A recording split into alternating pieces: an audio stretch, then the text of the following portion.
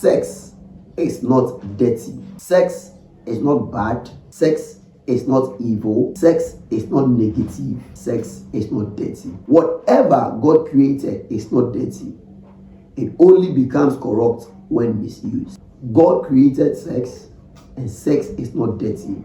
It only becomes dirty when it's misused. It only becomes dirty when it's not used at the right place, at the right time, with the right people, at the right season. Sex is not dirty.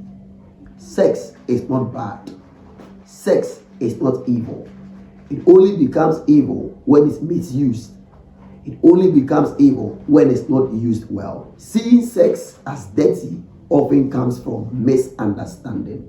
Many people do not understand the intimacy called sex. So therefore they perceive and presume that sex is evil and sex is dirty. And many people have not been well taught growing up because of the advice and counsel from parents.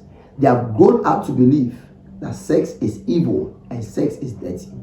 But the truth of the matter is that sex is not evil and sex is not dirty. Sex is holy because God is holy. Sex is pure because the creator of sex is pure. Sex is not evil because God is not evil. A young lady entered into marriage, and because growing up she had perceived that sex is evil, she entered into marriage and always found it difficult to have intimacy with her husband. It happened that they had to go to counseling and study about the institution called sex.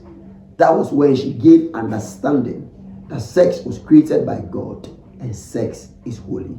Sex is not something to be ashamed of.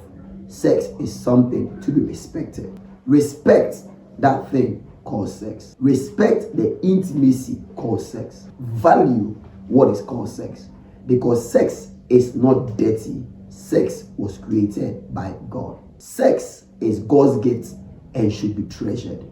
Sex is God's gift and should be valued. It is God who created it, and therefore it is not dirty. Your duty is to treasure it and value it. The problem is not the gift called sex.